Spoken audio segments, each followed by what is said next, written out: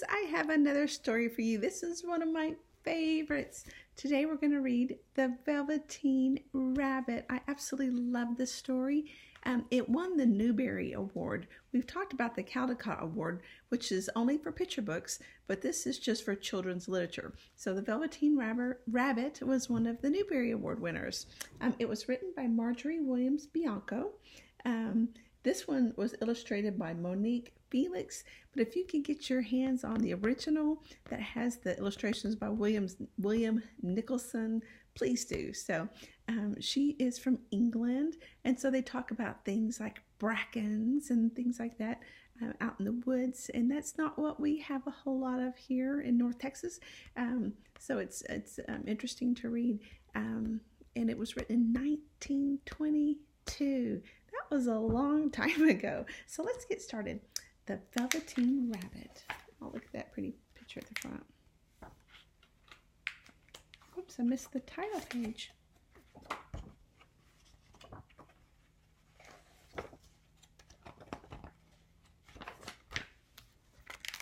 The Velveteen Rabbit by Margery Williams Bianco, illustrated by Moniquie, Felix.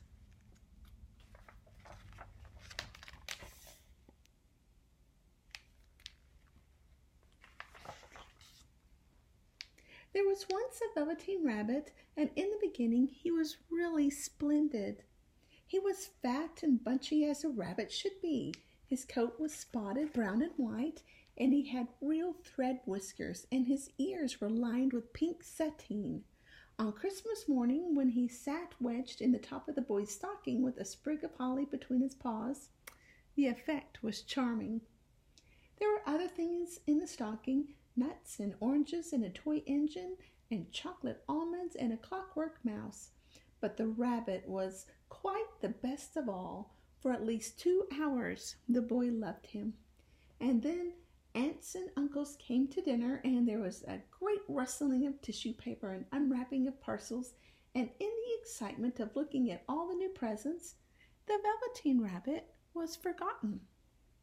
For a long time he lived in the toy cupboard or on the nursery floor, and no one thought very much about him. He was naturally shy, and being only made of velveteen, some of the more expensive toys quite snubbed him. The mechanical toys were very superior and looked down upon everyone else. They were full of modern ideas and pretended that they were real. The model boat, who had lived through 2 seasons and lost most of his paint, caught the tone from them and never missed an opportunity of referring to his rigging in technical terms. The rabbit could not claim to be a model of anything, for he didn't know that real rabbits existed. He thought they were all stuffed with sawdust like himself, and understood that sawdust was quite out of date and should never be mentioned in modern circles. Even Timothy, the jointed wooden lion who was made by the disabled soldiers and should have had broader views, put on airs and pretended he was connected with the government. Between them all, the poor little rabbit was made to feel himself very insignificant and commonplace. And the only person who was kind to him at all was the Skin Horse. The Skin Horse had lived longer in the nursery than any of the others. He was so old that his brown coat was bald in patches and showed the seams underneath, and most of the hairs in his tail had been pulled out to string bead necklaces. He was quite wise, for he had seen a long succession of mechanical toys arrive to boast and swagger, and by break their mainsprings and pass away. And he knew that they were only toys, and they would never turn into anything else. For nursery magic is very strange and wonderful, and only those playthings that are old and wise and experienced, like the Skin Horse, understand all about it. "What is real?" asked the rabbit one day when they were lying side by side near the nursery fender before Nana came to tidy the room. "Does it mean having things that buzz inside of you and a stick-out handle?" "Real isn't how you're made," said the Skin Horse. "It's a thing that happens to you. When a child loves you for a long, long time, not just to play with, but really loves you, then you become real. Does it hurt? Asked the rabbit. Sometimes, said the skin horse, for he was always truthful. When you are real, you don't mind being hurt. Does it happen all at once like being wound up, he asked, or bit by bit? It doesn't happen all at once, said the skin horse. You become. It takes a long time. That's why it doesn't happen often to people who break easily, or have sharp edges, or have to be carefully kept. Generally, by the time you're real, most of your hair has been loved off, and your eyes droop out, and you get loose in the joints and very shabby. But things don't matter at all, because once you are real, you can't be ugly, except to people who don't understand. I suppose that you are real, said Rabbit, and then he wished he had not said it, for he thought the skin horse might be sensitive. But the skin horse only smiled. The boy's uncle made me real, he said. That was a great many years ago, but once you are real, you can't become unreal. It lasts for always. The rabbit sighed. He thought it would be a long time before this magic called real happened to him. He longed to become real, to know what it felt like, and yet the idea of growing shabby and losing his eyes and whiskers was rather sad. He wished that he could become it without these uncomfortable things happening to him. Now there was a person called Nana who ruled the nursery. Sometimes she took no notice of the playthings lying about, and sometimes, for no reason whatsoever, she went swooping about. Oh, look, there's the skin horse and the rabbit talking. She went swooping around like a great wind and hustled them all away in cupboards. She called this tidying up, and the playthings all hated it, especially the tin ones. The rabbit didn't mind so much, for wherever he was thrown, he came down soft. One evening when the boy was going to bed, he couldn't find the china dog that always slept with him. Nana was in a hurry and was in too much of a trouble to hunt for the china dogs at bedtime, so she simply looked about her, and seeing that the toy cupboard door stood open, she made a swoop. Here, she said, take your old bunny. He'll do to sleep with you. And she dragged the rabbit out by one ear and put him into the boy's arms. That night, and for many nights after, the Velveteen Rabbit slept in the boy's bed. At first he found it rather uncomfortable, for the boy hugged him very tight, and sometimes he rolled over on him, and sometimes he pushed him so far under the pillow that the rabbit could scarcely breathe. And he missed, too, those long moonlight hours in the nursery when all the house was silent, and his talks with the skin horse.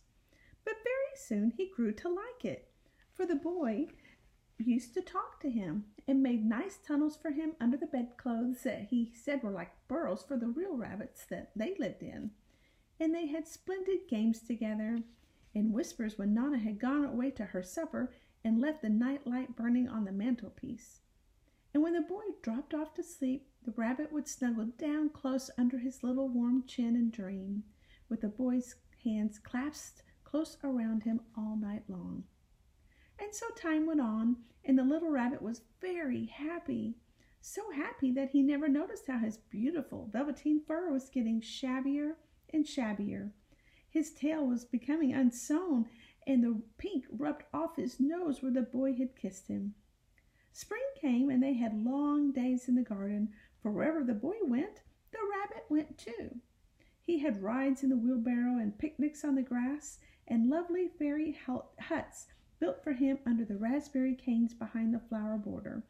And once, when the boy was called away suddenly to go out to tea, the rabbit was left out on the lawn until long after dusk, and Nana had to come looking for him with a candle because the boy couldn't go to sleep unless he was there.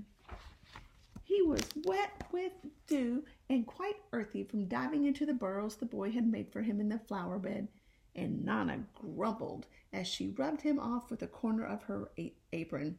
"You must have your old bunny," she said. "Fancy all that fuss for a toy." The boy sat up in bed and stretched out his hands. "Give me my bunny," he said. "You mustn't say that. He isn't a toy. He's real." When the little rabbit heard that, he was happy, for he knew that the Skin Horse had said was true at last. The nursery magic had happened to him, and he was a toy no longer. He was real. The boy himself had said it.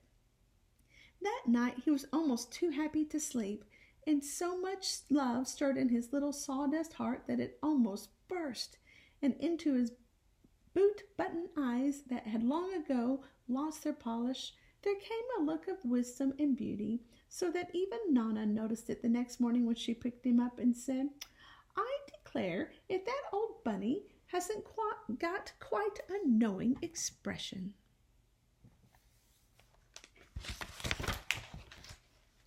That was a wonderful summer. Near the house where they lived there was a wood, and in the long June evenings the boy liked to go there after tea to play. He took the Velveteen Rabbit with him, and before he wandered off to pick flowers or play at the brigands among the trees, that's a big fern that grows under. We don't have those. He always made the rabbit a little nest somewhere among the bracken where he could be quite cozy, for he was a kind-hearted little boy, and he liked Bunny to be comfortable. One evening, while the rabbit was laying there alone, watching the ants that ran to and fro between his velvet paws in the grass, he saw two strange beings creep out of the tall bracken near him. They were rabbits like himself, but quite furry and brand new. They must have been very well made, for their seams didn't show at all, and they changed shape in a queer way when they moved. One minute they were long and thin, and the next minute they were fat and bunchy, instead of always staying the same like he did.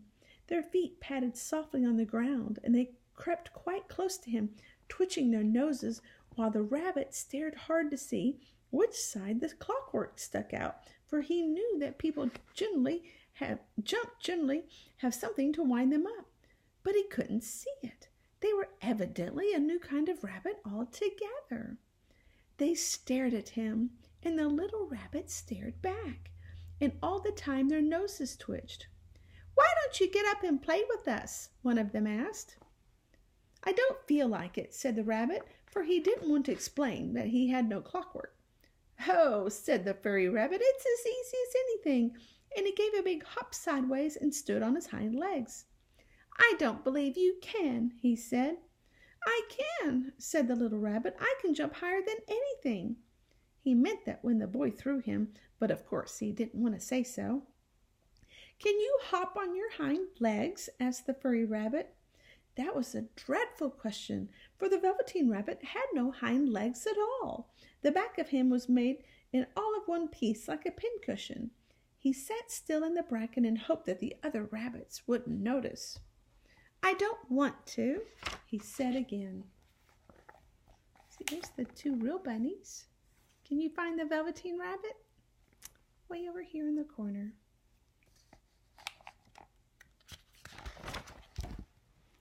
But the wild rabbits have very sharp eyes, and this one stretched out his neck and looked. "He hasn't got any hind legs," he called out. "Fancy a rabbit without any hind legs!" And he began to laugh. "I have," cried the little rabbit. "I've got hind legs. I'm sitting on them." "Then stretch them out and show me like this," said the wild rabbit, and he began to whirl around and dance till the little rabbit got quite busy. "I don't like dancing," he said. "I'd rather sit still."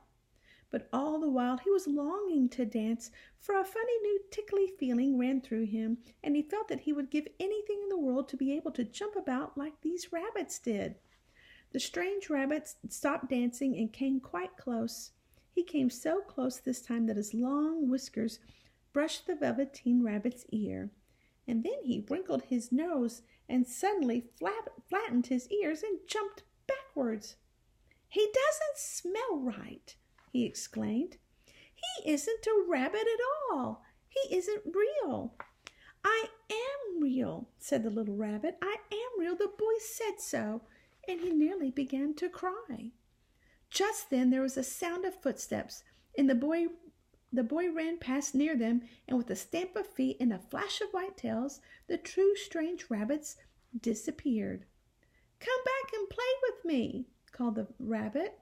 "Oh, do come back, I know I'm real." But there was no answer. Only the little ants ran to and fro, and the bracken swayed gently where the two strangers had passed. The Velveteen Rabbit was all alone. "Oh dear," he thought, "why did they run away like that? Why couldn't they stop and talk to me?" For a long time he lay very still, watching the bracken and hoping that they would come back. But they never returned, and presently the sun sank lower and the little white moths fluttered out, and the boy came and carried him home. Weeks passed, and the little rabbit grew very old and shabby, but the boy loved him just as much. He loved him so hard that he loved all of his whiskers off, and the pink lining to his ears turned gray, and his brown spots faded. He even began to lose his shape. He scarcely looked like a rabbit anymore, except to the boy. To him, he was always beautiful, and that was all that the little rabbit cared about. He didn't mind how he looked to other people, because the nursery magic had made him real. And when you are real, shabbiness doesn't matter. And then one day, the boy was ill. His face grew very flushed, and he talked in his sleep, and his little body was so hot that it burned the rabbit when he held him close. Strange people came and went in the nursery, and a light burned all night, and through it all the Velveteen Rabbit lay there, hidden from sight under the bedclothes, and he never stirred, for he was afraid if they found him, someone might take him away, and he knew that the boy needed him. It was a long, weary time, for the boy was too ill to play, and the little rabbit found it rather dull, with nothing to do all day.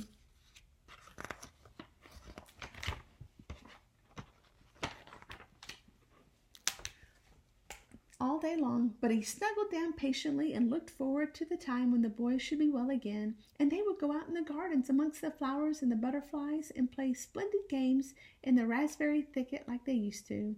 All sorts of delightful things he planned, and while the boy lay half asleep, he crept up close to the pillow and whispered them in his ear. And presently the fever turned, and the boy got better. He was able to sit up in bed and look at picture books, and while the little rabbit cuddled close to his side, and one day they let him get up and dress.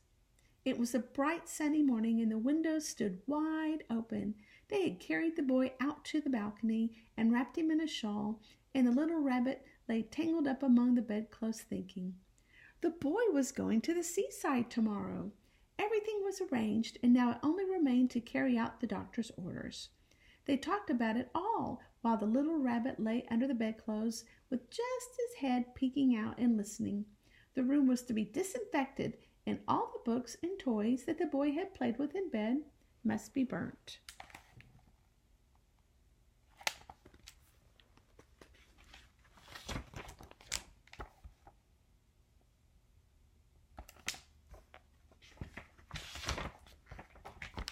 "Hooray!" thought the little rabbit. "Tomorrow we shall go to the seaside."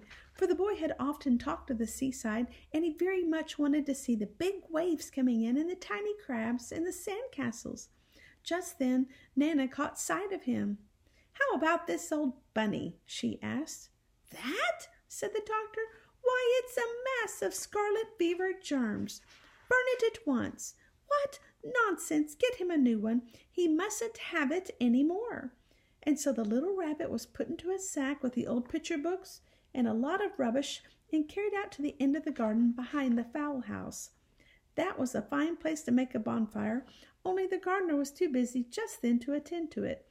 He had potatoes to dig and green peas to gather, but the next morning he promised to come quite early and burn the whole lot.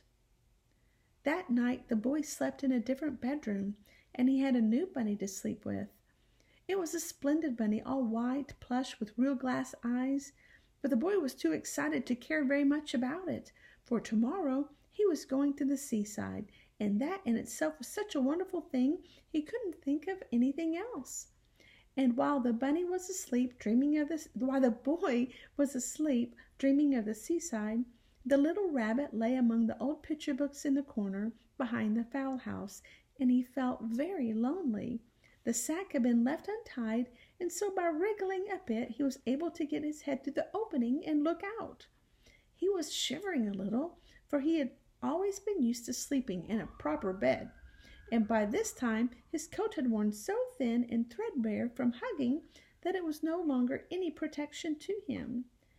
Nearby he could see the thicket of raspberry canes growing tall and close like a tropical jungle, in whose shadow he had played with the boy on bygone mornings. He thought of all those long sunlit hours in the garden, how happy they were, and a great sadness came over him. He seemed to see them all pass before him, each more beautiful than the other, the fairy huts and the flower beds, and the quiet evening in the wood. And while he lay in the bracken and the little ants ran over his paws, and the wonderful day when he first knew that he was real, he thought of the skin horse, so wise and gentle, and all that he had told him, and of what use was it to be loved and lose one's beauty and become real if it all ended like this. And a tear, a real tear, trickled down his little shabby velvet nose and fell to the ground. And then a strange thing happened.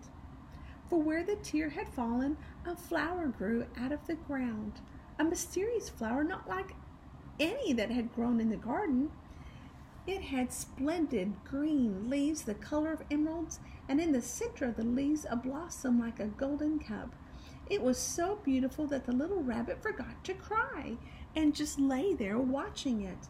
And presently the blossom opened, and out of it stepped a fairy. She was quite the loveliest fairy in the whole world. Her dress was of pearl and dewdrops, and there were flowers round her neck and in her hair, and her face was like the most perfect flower at all. And she came close to the little rabbit and gathered him up in her arms and kissed him on his velveteen nose that was all damp from crying. "Little rabbit," she said, "don't you know who I am?" Who do you think it is? Let's find out. The rabbit looked up at her and it seemed to him that he had seen her face before, but he couldn't think of where. "I am the Nursery Magic Fairy," she said. "I take care of all the playthings that the children have loved. When they are old and worn out and the children don't need them anymore, then I come to take them away with me and turn them into real." "Wasn't I real before?" asked the little rabbit. "You were real to the boy," said the fairy said, "because he loved you, and now you should be real to everyone." And she held the little rabbit close in her arms and flew with him into the wood. It was light now, for the moon had risen. All the forest was beautiful, and all the fronds of the bracken shone like frosted silver. In the open glade between the tree trunks, and the wild rabbits danced with their shadows on the velvet grass. But when they saw the fairy, they all stopped dancing and stood round in a ring to stare at her. "I have brought you a new playfellow," the fairy said. "You must be very kind to him and teach him all that he needs to know in Rabbitland, for he's going to live with you forever and ever."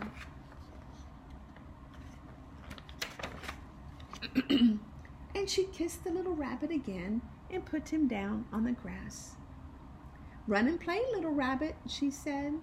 But the little rabbit sat quite still for a moment and never moved, for when he saw all the wild rabbits dancing around him, he suddenly remembered about his hind legs. And he didn't want them to see that he was made all in one piece. And he didn't know that when the fairy kissed him that last time, she had changed him altogether. And he might have sat there a long time, too shy to move, if just then something hadn't tickled his nose. And before he thought what he was doing, he lifted his hind toe to scratch it. And he found that he actually had hind legs. Instead of dingy velveteen, he had brown fur, soft and shiny. His ears twitched by themselves, and his whiskers were so long that they brushed the grass. He gave one leap, and the joy of using those hind legs was so great that he went springing about the turf on them, jumping sideways and whirling round as the others did. And he grew so excited that when at last he did stop to look for the fairy, she had gone.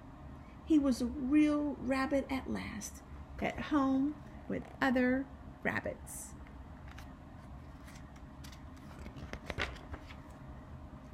Autumn passed and winter, and in the spring, when the days grew warm and sunny, the boy went out to play in the wood behind his house. And while he was playing, 2 rabbits crept out from the bracken and peeped at him. One of them was brown all over, but the other one had strange markings under his fur, as though long ago he had been spotted, and the spots still showed through. And about his little soft nose and his round eyes there was something familiar, so that the boy thought to himself, "Why, he looks just like my old bunny that was lost when I had scarlet fever." But he never knew that it really was his own bunny, come back to look at the child who had helped him to be real. Isn't that a sweet story? I just love this book. I hope you did too. I will see you next time.